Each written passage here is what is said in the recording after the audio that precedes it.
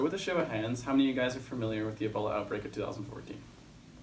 That's exactly what we expected. There was plenty of news coverage on it, and it was a very big deal at the time. Follow up with a show of hands, how many of you are familiar with the fact that an American tire company played a role in suppressing this outbreak?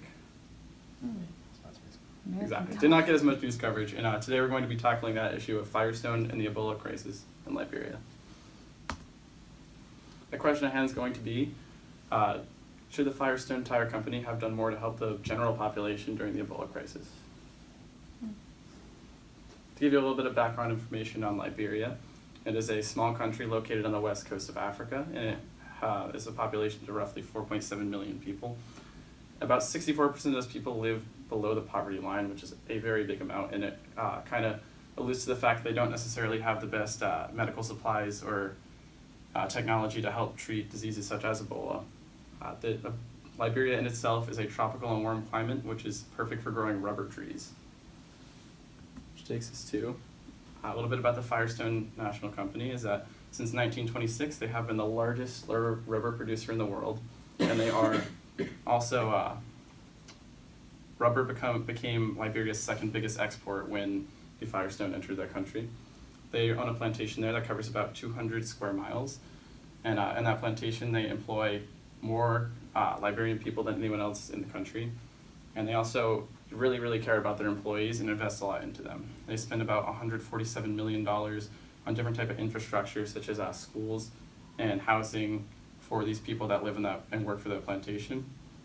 And in addition to that, they also provide them with free health care, which includes a 300-room hospital. So how does the Firestone play a role in the Ebola crisis? And they are the largest rubber producer in Liberia. So with this, they have like vast amounts of wealth in staff and supplies, which is very higher standard than the rest of the country. They have like the best doctors out of everyone, the best supplies out of everyone. And so in a poverty-stricken country, the government kind of tends to turn to them. And because they've helped all these people so much, they have like a strong connection with their government, and they tend to like chime in a lot and use their wealth to help people. A little bit of background on Ebola. It's a very contagious, a very deadly disease. It has about a 70% mortality rate, and it is spread by the bodily fluid, which in a country which is undereducated such as Liberia, ways to prevent this kind of spread aren't necessarily known to the people. As we can see from the map, it began as empty, but as soon as Ebola was started in one area, it tended to like spread like wildfire throughout the country. There's no cure for the disease because it's a virus, and it's very difficult for doctors to diagnose because the symptoms that it does give are very similar to that of other bacterial diseases such as like malaria or pneumonia.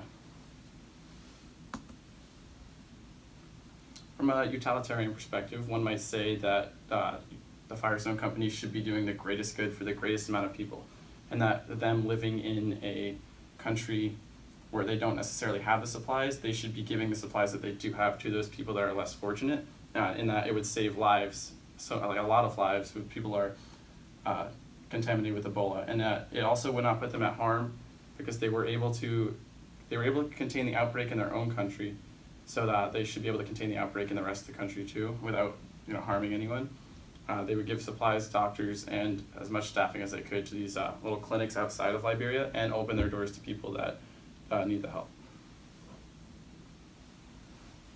And you guys would have a different opinion, saying that Firestone should have remained uninvolved in the topic. In doing this, the Firestone Company would not suffer economically spending extra money on supplies, and they would be able to flourish as a business and focus on that side of their business. And in addition to that, Liberia would also gain because they would learn to become more self-sufficient and learn that they cannot necessarily rely on the multinational companies that are in their country for support all the time.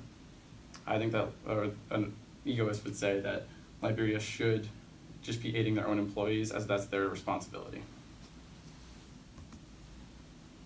The perspective that we came up with was that Liberia should not, or the Firestone Company should not have to put their own employees or their own doctors at risk, because Ebola has a 70% mortality rate. It's very deadly, and it's not something to mess around with, and that they should not have to be exposed to it more than they should. So the Firestone company should be able to donate supplies because that's something that necessarily wouldn't harm them, and they have the money to do so. And in doing this, giving supplies to doctors that they just don't have, such as rubber gloves, would kind of help contain the outbreak on the outside, or at least begin to slow it down a little bit.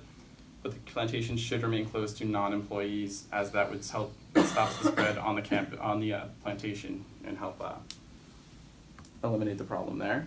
And this concludes my presentation. Are there any questions from you guys? Yeah, I had a question. Considering that we know about like the whole Ebola thing, how come we didn't know like about them like being involved in it? Like, why wasn't that a big issue? I don't think it was necessarily as scary or newsworthy as like Ebola breaks out in this country or Ebola breaks out in that country. And Ebola was a big thing in the entirety of West Africa, whereas this was just a very like focused in Liberia with helping to. The issue in the news at that time definitely seemed to be more on stopping Ebola as a whole and not what people were doing to stop it. So I don't know if I wasn't paying attention right. Were Liberian people working in Firestone too? Liberia or Firestone Company does employ the most Liberian people Okay. in the country, but there are, outside of a plantation that Firestone runs, is like very impoverished areas where Okay. like Ebola was very susceptible to be infected. And so like the plantation is fenced, so Yes, so people it's just closed couldn't in. come in, right? Oh, okay. And that's Gotcha. why they were able to contain it. Mm. Do you know what the Liberian government thought about Firestone's actions? Were they grateful? Were they upset they didn't do more? We're or? definitely pushing for more, but as a government wanting to help their people, that definitely makes sense. They didn't do nothing. They did donate what they could, and that was important. That they weren't just sitting around idly watching by, letting the people suffer. But I think that it's really easy to say that at any time they could have done more.